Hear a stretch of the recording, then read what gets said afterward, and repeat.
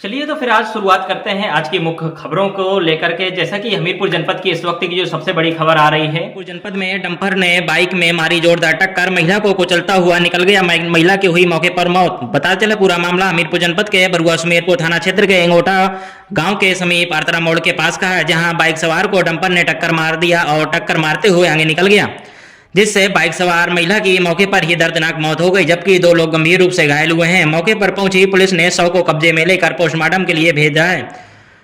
वहीं घायलों का एम्बुलेंस से प्राथमिक स्वास्थ्य केंद्र भेजा गया, जहां एक की हालत नाजुक बताई जा रही है तो वहीं दूसरे को सदर अस्पताल भेजा गया है। चालक हेलमेट लगाए हुए थे, जिससे सर में गंभीर चोट आने से बचाव हो गया। बीमार थाना क्षेत्र के धनपुरा गांव निवासी चंद्रपाल वर्मा 40 वर्षीय अपनी भाभी किशोरी देवी 60 वर्षीय व भैया महावीर 62 वर्षीय हाल मुकाम कुरारा को लेकर के बाइक के द्वारा मौदाहा कोतवाली क्षेत्र के अरतरा गांव अपने बहनोई संतोष कुमार के बड़े भाई राम अवतार की 13वीं में शामिल होने के लिए जा रहे थे। तब बुधवार को सुबह करीब 11:30 बजे जब वह वहां से वापस आ रहे थे, तभी हाईवे पर अरतरा मोड़ के पास ही कानपुर की ओर से आ रहे तेज रफ्तार डंपर ने इन्हें टक्कर मार दी, जिससे तीनों सड़क पर गिर गए और डंपर महिला को कुचलता हुआ निकल गया, जिससे उसकी मौके पर मौत हो गई, जबकि महावीर व चंद्रपाल घायल हो गए हैं। सूचना पर पहुंची पुलिस ने शव को कब्जे में लेकर पोस्टमार्टम के लिए भेजा। वहीं घायलों को एम्बुलेंस से प्राथमिक स्वास्थ्य केंद्र के लिए भेजा है।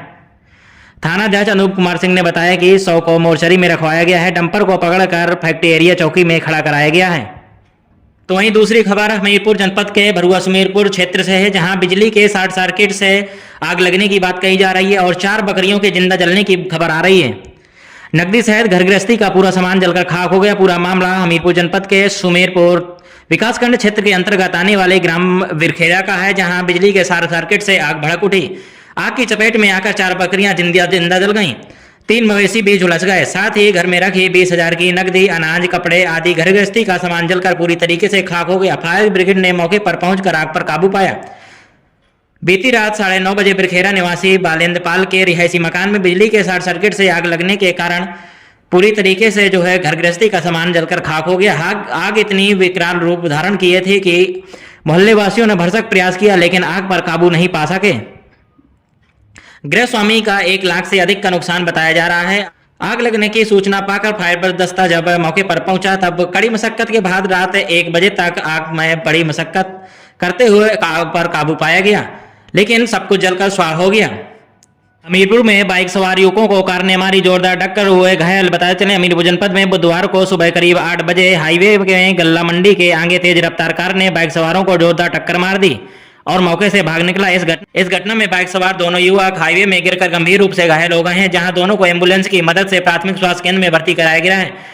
हालत गंभीर होने पर दोनों को सदर अस्पताल रेफर किया गया है। कस्बा निवासी धर्मेंद्र कुमार 25 वर्षीय अपने साथी जितेंद्र कुमार 35 वर्षीय निवासी बिलौटा कुरारा के साथ बाइक से होकर हमीरपुर जा रहे थे।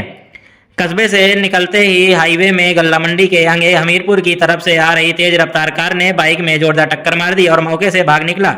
इस घटना में बाइक सवार दोनों युवक हाईवे में गिरकर गंभीर रूप से घायल हो गए हैं। राहगीरों की सूचना पर मौके पर पहुंची एम्बुलेंस ने दोनों को इलाज के लिए प्राथमिक स्वास्थ्य केंद्र में भर्ती कराया है। हालात गंभीर होने पर दोनों का सदर अस्पताल में इलाज किया जा रहा है। मार्ग दुर्घटना में घायल हुए युवक की कानपुर में इलाज के दौरान हुई मौत। बताते चले हमीरपुर जनपद के बरुआ सुमेरपुर मंगलवार को देवगांव मार्ग में ई रिक्शा में जोरदार टक्कर लगने से मौसेरे भाइयों में से एक की रात में कानपुर में इलाज के दौरान मौत हो गई।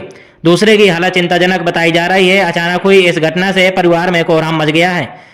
मृतक 3 भाई बहनों में सबसे छोटा था और पिता के साथ खेती किसानी करके किसान का हाथ बटाकर सहयोग करता था। मुख्यालय के मेरापुर निवासी चंदनपाल अपनी मौसी के पास देवगांव आया था। मंगलवार को करीब 3 बजे यह अपने मौसेरे भाई अंकित पाल के साथ बाइक से सुमेरपुर आ रहा था। देवगांव के करीब 1 किलोमीटर सुमेरपुर की तरफ आते ही बाइक सवार सुमेरपुर की तरफ से देवगांव की तरफ जा रहे रिक्शा में जोरदार टक्कर मार दी थी। इस घटना में दोनों मौसेरे भाई गंभीर रूप से घायल हुए थे। राहगीरों की सूचना पर मौके पर पहुंची पुलिस ने दोनों को इलाज के लिए एम्बुलेंस की सहायता से जिला अस्पताल भेजा था। हालत गंभीर होने पर दोनों को कानपुर रेफर कर दिया गया था। कानपुर में इलाज के दौरान रात में चंदनपाल 26 वर्षीय की मौके पर मौत हो गई। वहीं अंकित पाल की हालत गंभीर बताई जा रही है। अचानक हुई इस घटना से परिवार में कोहराम मचा है। मृतक 2 भाई बहन एवं एक बहन में सबसे छोटा था और अविवाहित था। यह पिता के साथ खेती बाड़ी करके अलावा दूध व्यवसाय का काम करके हाथ बटाता था। हमीरपुर जनपद में राष्ट्रीय पत्रकार सुरक्षा परिषद की जिला स्तरीय बैठक संपन्न हुई, जहां तमाम जिम्मेदारों को जिम्मेदारी सौंपी गई। हमीरपुर जनपद में राष्ट्रीय सुरक्षा परिषद की जिला स्तरीय बैठक संपन्न होते हुए नए सदस्यों को नियुक्त किया गया और जिम्मेदारी सौंपी गई। 24 दिसंबर को वरिष्ठ पत्रकार अनवर खान की अध्यक्षता में बैठक संपन्न करते हुए संगठन के जिला स्तरीय नए जिला अध्यक्ष एवं नए पदों पर पदाधिकारियों को नियुक्त किया गया। साथ ही वरिष्ठ पत्रकार अनवर खान ने पत्रकारों को पत्रकारिता के आयाम एवं वर्तमान समय में हो रही पत्रकारिता एवं उनके होने वाले प्रभाव और दुष्प्रभाव से अवगत कराया। इस दौरान राष्ट्रीय पत्रकार सुरक्षा परिषद में फिर से कपिल देव यादव को पुनः निर्विरोध जिला अध्यक्ष चुना गया एवं गणेश सिंह विद्यार्थी जी को संरक्षक के तौर पर नियुक्त किया गया। इस दौरान बैठक में अनवर खान, कपिल देव, मुन्ना विश्वकर्मा, अजय प्रजापति, सोनेश सोनी, रविंद्र भरतवंशी, सुनील अभिलाष, कृष्णकांत, सुमांत शर्मा, अनिल कुमार, राजेश यादव, गौरव मिश्रा, शैलेंद्र सिंह, अंशुल, सर्वेश, पवन, कुलदीप, संदीप, भागवत प्रसाद, अनमोल, अजय, उमेश, नितिन, विकास दीपक सहित तमाम लोग मौजूद रहे। आज ये हमारे राष्ट्रीय पत्रकार सुरक्षा परिषद रजिस्टर्ड का वार्षिक चुनाव हुआ है। इस चुनाव में हमने जिले के सभी गांव-गांव से जो भी अपने पत्रकार साथी हैं सबको बुलाया गया, उनकी बैठक हुई। बैठक के बाद में यहाँ पर चुनाव प्रक्रिया के द्वारा मनोनयन कराया गया और प्रत्याशी के रूप में लोगों को खड़ा किया गया।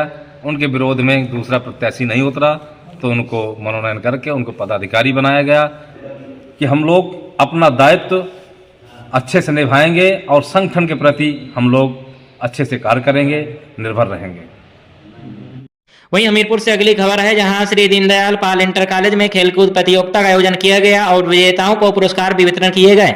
हमीरपुर जनपद के श्री दीनदयाल पाल इंटर कॉलेज में खेलकूद प्रतियोगिता संपन्न हुई, जिसमें छात्र छात्राओं के शारीरिक एवं मानसिक विकास को ध्यान में रखते हुए जनपद के शीतलपुर क्षेत्र स्थित श्री दीनदयाल पाल इंटर कॉलेज में विगत वर्षों की भांति इस वर्ष भी खेलकूद प्रतियोगिता का आयोजन किया गया। प्रतियोगिता में दौड़, कबड्डी, खो खो सहित अन्य खेल भी शामिल रहे।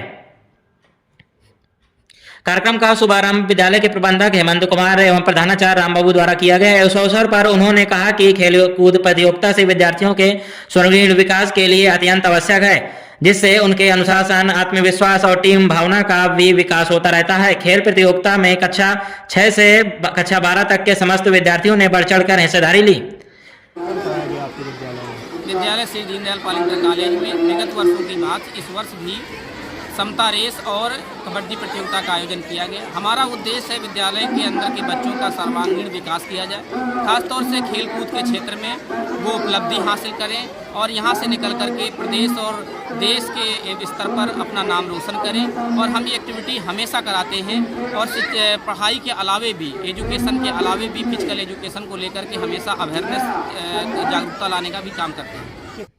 हमीरपुर जनपद में युवाओं के साथ साथ कर्मचारियों पर भी रील का नशा देखने को मिल रहा है। मौदहा नगर पालिका परिषद हमीरपुर में कार्यरत कार्यालय में कर्मचारी सुशील कुमार सोनी व चेयरमैन प्रतिनिधि अयूब गड्डी द्वारा चेयरमैन मौदहा के गुर्गों एवं द्वारा सरकारी कार्यालय में आए दिन सरकारी दफ्तर में रील बना करके नियमों की धज्जियां उड़ाई जा रही हैं। वहीं कुछ लोग इससे खुशी नजर आते हैं तो कुछ लोग आपत्ति जताते हुए तमाम प्रकार के आरोप लगाते नजर आते हैं। फिलहाल नियमों को ताक में रखकर सरकारी कार्यालय में इस तरीके से रील बनाना संवैधानिक तरीके से ठीक नहीं है। तो वहीं देखा जा रहा है बांग्लादेश को लेकर के लगातार देश भर में हिंदू संगठनों के द्वारा ज्ञापन सौंपे जा रहे हैं और पुतला जलाकर के विरोध प्रदर्शन किया जा रहा है। इसी क्रम में विश्व हिंदू परिषद के कार्यकर्ताओं ने बांग्लादेश के सीएम का पुतला फूंका है। सड़कों पर उतरकर नारेबाजी की। कार्यकर्ताओं ने बांग्लादेश में के पीएम मोहम्मद यूनुस का पुतला फूंकते हुए जमकर नारेबाजी की। बांग्लादेश में हिंदू संगठन के हिंदू युवा के दीपू चंद्र को जिंदा जलाकर की गई निर्मम हत्या से हिंदू संगठन में भारी आक्रोश व्याप्त है। भारत सरकार से बांग्लादेश में रहने वाले हिंदुओं की सुरक्षा सुनिश्चित की जाने की मांग की है। पूरा मामला सदर कोतवाली क्षेत्र के बस स्टैंड हमीरपुर का ये पूरा मामला है। वहीं हमीरपुर जनपद से जो दूसरी खबर है, मुस्कुरा में जिला कृषि अधिकारी को किसानों ने घेराव किया है। बताते चलें किसानों ने क्यों घेराव किया है। किसानों ने 266 की जगह 450 रुपए की प्राइवेट दुकानों में यूरिया खाद लेने की शिकायत दी थी, लेकिन कृषि अधिकारी ने जब किसी प्रकार की सुनवाई नहीं की तो सारे किसानों ने मिलकर के कृषि अधिकारी का घेराव कर दिया। आपका क्या कहना है, क्या किसानों ने ठीक किया या गलत किया? आप अपना कमेंट बॉक्स में अपनी राय जरूर साझा करें। जिला कृषि अधिकारी ने ओवर रेटिंग खाद का किसी प्रकार का कोई संज्ञान नहीं लिया, जिससे नाराज किसानों ने ये इस तरीके से जिला कृषि अधिकारी का घेराव किया है। किसानों का कहना है कि जो यूरिया खाद है वो 266 रुपए की मिल रही है, लेकिन प्राइवेट दुकानों में 266 रुपए की जगह 450 रुपए की धड़ल्ले से बेची जा रही है। इस पर किसी प्रकार का कृषि अधिकारी के द्वारा कार्रवाई नहीं की जा रही है, जिसे लेकर के किसानों ने कृषि अधिकारी का घेराव किया है। तो अब इस समय की जो बड़ी खबर आ रही है बिजनौर से आ रही है, जहां बांग्लादेश में हिंदू संगठन की हत्या को लेकर के विरोध प्रदर्शन किया गया है। बजरंग दल ने प्रदर्शन किया है, और जिस तरीके से हमने हमीरपुर की खबर बताई आपको, इसी प्रकार से बिजनौर के हिंदू संगठन और बजरंग दल के कार्यकर्ताओं ने बांग्लादेश के खिलाफ विरोध प्रदर्शन किया है। और कार्यकर्ता SRS चौक पर इकट्ठा हुए, जहां पर उन्होंने बांग्लादेश के PM यूनुस सरकार के खिलाफ नारेबाजी करते हुए पुतला फूंकने का कार्य किया है। तो वहीं बिजनौर से इस वक्त की सबसे बड़ी खबर आ रही है, जहां दुकानदार को धमकी भरा पत्र मिला है और कारतूस भी बरामद हुआ है। दुकानदार को धमकी ये मिली है कि 1 माह के अंदर अपनी दुकान खाली कर दो, नहीं तो आपको गोली से मार दिया जाएगा। जरा सोचिए, जहां कहीं भी आप अपनी दुकान किए हुए हैं, आपको एक धमकी भरा लेटर दे दिया जाए और दो चार कारतूस दे दिए जाए। अगर कारतूस आपको दिखाकर ये बोला जाए कि आप इस दुकान को खाली कर दीजिए, आप अपनी दुकानदारी बंद कर दीजिए, नहीं तो आपको गोली मारकर आपकी हत्या कर दी जाएगी, तो आप क्या करेंगे? इसी प्रकार का मामला बिजनौर से सामने आया है, जहां बिजनौर के नागला थाना क्षेत्र के एक दुकानदार को धमकी भरा पत्र मिला है और 2 कारतूस भी मिले हैं। दुकानदार के बाहर मिले इस पर्चे में दुकानदार को दुकान खाली करने का जिक्र किया गया है। गांव छोड़ने की भी चेतावनी दी गई है। ऐसा न करने पर जान से मारने की धमकी भी दी गई है। सूचना मिलने के बाद पुलिस ने मामले को संज्ञान लेकर के मामले की जांच शुरू कर दी है। यह घटना नगला थाना क्षेत्र के रायपुर खास उर्फ कोट सराय गांव की बताई जा रही है, जहां एक व्यक्ति नसीम परचून की दुकान चलाता है। मंगलवार रात दुकानदार अपनी दुकान बंद करके घर चला गया। सुबह जब दुकान खोलने पहुंचा तो उसे दुकान के सामने 2 पर्चे पड़े मिले। इस पर्चे के साथ 315 बोर के 2 कारतूस भी मिले हैं। पर्चे में स्पष्ट रूप से लिखा था कि दुकानदार 1 महीने के अंदर अपनी दुकान को खाली करके गांव को छोड़ दे, अन्यथा उसे अपनी जान से हाथ धोना पड़ जाएगा, उसे जान से मार दिया जाएगा। दुकानदार ने तत्काल प्रभाव से 112 नंबर को सूचना दी। मौके पर पहुंची पुलिस ने मामले की जांच करते हुए आरोपी को खंगालने का प्रयास किया है।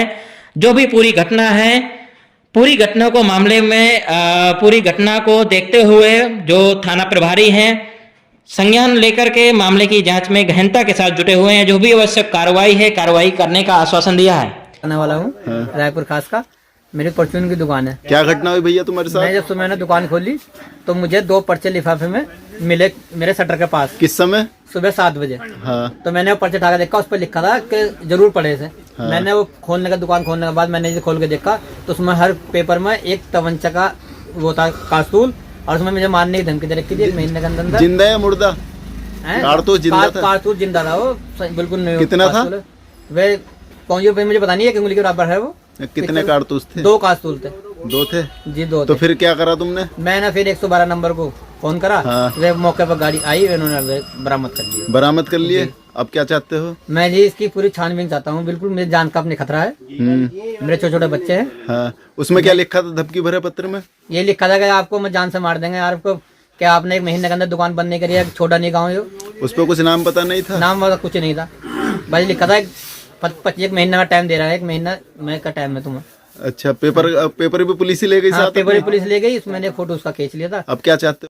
हमीरपुर जनपद के ग्राम पतारा में बाजार परिसर में निःशुल्क विशाल नेत्र शिविर का आयोजन किया गया, जिसमें नेत्र शिविर श्रीमती संध्या वर्मा एडवोकेट जिला उपाध्यक्ष अनुसूचित मोर्चा भाजपा हमीरपुर द्वारा आयोजित कराया गया, जिसमें डॉक्टर सुरेश कोरी ने बताया कि रजिस्ट्रेशन ओम प्रकाश ने किया, जिसमें 107 मरीजों की आंखों की जांच की गई। 13 मरीजों को मोतियाबिंद की शिकायत होने पर 2 मरीज नकूना के मिले, वहीं 7 मरीज सबलबाई के मिले।